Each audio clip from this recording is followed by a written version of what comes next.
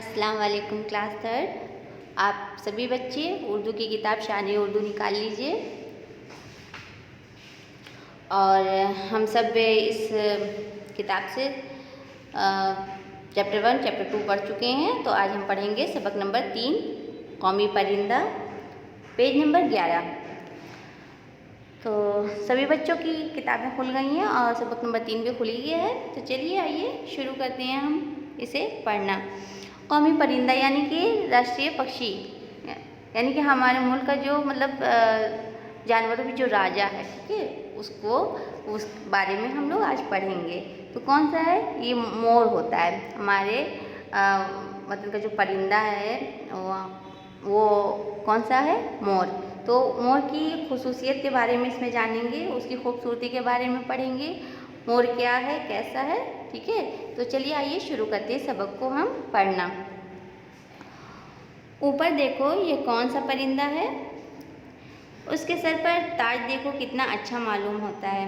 इस ताज को कलगी कहते हैं। कितना खूबसूरत चमकता हुआ रंग है। यह तो परिंदों का बादशाह लगता है। उसकी गर्दन और सीने पे चमकते हुए नीले गहरे पर हैं। उसकी लंबी सी दुम है। दुम के परों को देखो तो कैसे गोल गोल सुनहरे हरे और नीले निशान से सजे हैं, जैसे बहुत सी आँखें एक साथ तुमको देख रही हैं। अब तो तुम्हें मालूम हो गया होगा कि यह खूबसूरत परिंदा मोर है। एक सवाल आया सबसे पहले कि ऊपर देखो ये कौन सा परिंदा है, यानी कि परिंदा जो है मोर जो है तो ऊपर बैठा हुआ है। अब उसकी खूबसूरती को देखते हुए देखिए क्या क्या कहा जाता है कि उसके सर पर एक देखो कितना खूबसूरत सा ताज है जो बहुत ही अच्छा मालूम हो रहा है। और उसके सर पे एक जो ताज होता है उसको कलगी कहते हैं और वो चमकता है, ठीक है, रंगों से भरा हुआ होता है वो और उसमें चमक होती है। ये तो परिंदों का बादशाह लगता है, यानी कि हमने पहले बताया है कि कौमी परिंदा मोर है और जो कि बादशाह होता है। जो भी चिड़िया होती है ना, जो भी परिंदे होते हैं उनमें बादशाह मोर होता है। और मोर की गर्दन पे और उसके सीने पे चमकते हुए नीले गहरे पर होते हैं। और उसकी जो दुम होती है, दुम के परों को दुम के परों में जो है तो डिज़ाइन होती है गोल गोल, जो कि बिल्कुल नीले निशान से सजा होता है और जैसे लगता है ना कि आंखें बनी हुई हैं। आप लोगों ने अगर कभी देखा होगा रियल में तो आप लोगों को पता होगा कि उसके जो पर पे ये निशान होते हैं ना, ये बहुत ही खूबसूरत होते हैं। ऐसा लगता है जैसे कितनी सारी आंखें आपको देख रही हैं। और इसके बारे में तो पता ही चल गया कि ये सारी खूबसूरती किसके बारे में है? मोर के बारे में है। और मोर जो है तो हमारा परिंदा कौमी परिंदा है, बहुत ही खूबसूरत होता है वो। मोर हमारा कौमी परिंदा है। सावन में जब चारों तरफ घटाएं छा जाती हैं तो मोर की सुहानी आवाज़ से सारा जंगल गूंज उठता है। यानी कि मोर एक ऐसा परिंदा है जब सावन आता है तो, और सावन में क्या होता है कि काले काले बादल जो है तो वो आसमानों पर आ जाते हैं, बिल्कुल मौसम बिल्कुल अंधेरे के जैसा हो जाता है, बदली हो जाती है तरफ, तो बहुत ही प्यारा मौसम होता है एक तरह से। तो वो मौसम जो है तो मोर को बहुत ही अच्छा लगता है। उस मौसम में मोर को बहुत प्यार आता है। और जब ऐसी घटाएं छाती हैं तो मोर बहुत अच्छी सुहानी सी आवाज़ भी निकालता है, जिससे कि पूरे जंगल में उसकी आवाज़ जो है तो गूंजती है। काले काले बादल और बारिश देखकर मोर खुशी से नाच उठता है। मोर, मैंने बताया ना कि ऐसे मौसम देख कर मोर बहुत खुश होता है और खुशी में वो बोलता भी है और डांस भी करता है, नाचता है। यह नाच देखने के काबिल होता है। न नाचते वक्त उसके दुम उठकर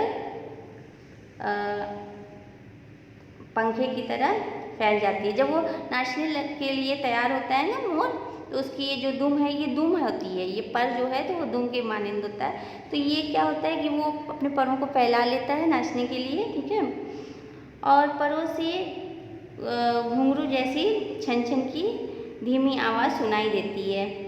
फैले हुए परों से खूबसूरत रंगीन किरणें सी निकलती मालूम होती हैं। यानी कि जब वो अपने पर फैला लेता है ना तो उससे छन छन की आवाज़ भी आती है और वो नाचना शुरू कर देता है। और फैले हुए जो पर होते हैं वो बहुत ही खूबसूरत लगते हैं, रंगीन। जैसे सूरज की से जैसे तमाम सारी किरणें निकलती हैं ना तो वो खूबसूरत लगती हैं, बिल्कुल वैसे ही उसके परों से भी किरणें निकलती हैं जो कि बहुत ही खूबसूरत मालूम होती हैं।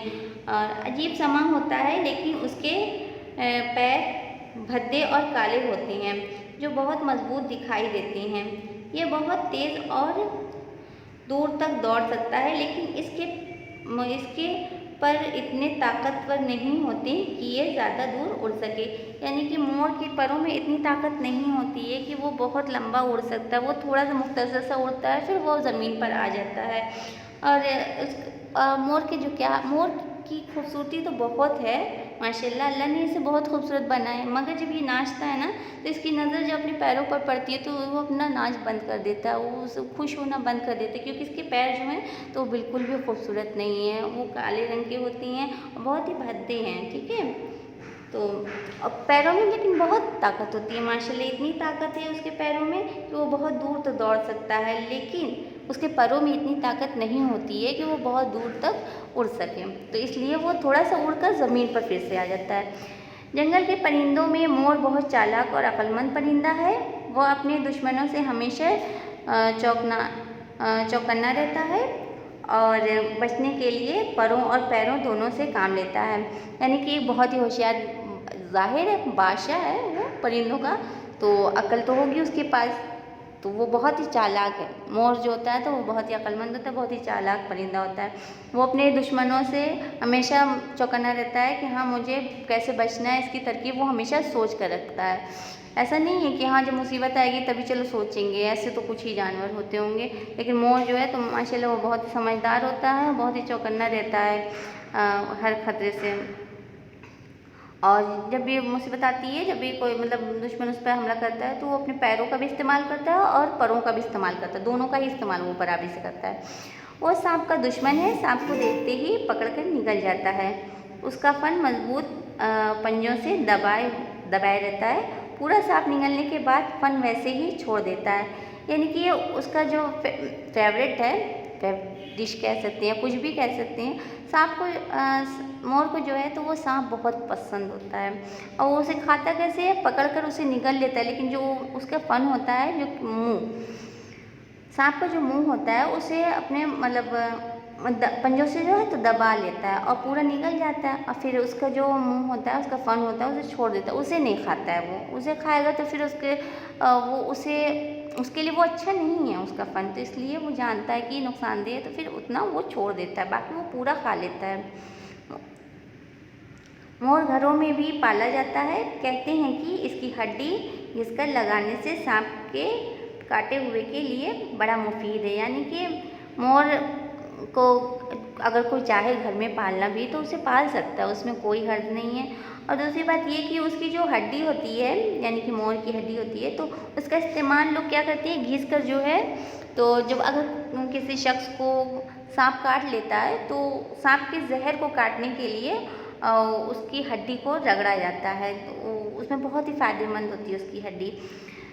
उसके परों से खूबसूरत टोकरियाँ और पंखे बनाए जाते हैं। यानी कि मोर का जो पंख होता है ना, उसको भी इस्तेमाल में लिया जाता है। उससे क्या करते हैं, टोकरी बनाते हैं और पंखे बनाते हैं जो कि बहुत ही खूबसूरत होते हैं। लोग सजावट के लिए भी उसके परों को अपने घरों में रखते हैं। बहुत से घरों में आप लोगों ने देखा होगा कि मोर के पंख लगे हुए हैं, तो वो सजावट में यूज़ होता है। बहुत से लोगों को शौक़ होता है अपने घरों को सजाने का, साज सजावट का, तो वो मोर के पंखों को भी रखते हैं, लाते हैं अपने घरों में। अब इस सबक को पढ़ने के बाद आपने ये तो जान ही लिया होगा कि हाँ मोर एक परिंदों का बादशाह है, कौमी परिंदा है, वो हमारे मुल्क का परिंदा है और वो कितना खूबसूरत है। उसकी खूबसूरती के बारे में आप सब ने पढ़ ही लिया है, आप सब जान भी गए। अगर कभी भी कहीं ज़रूरत पड़े तो आप दूसरों को भी बता सकते हैं कि मोर कितना खूबसूरत होता है।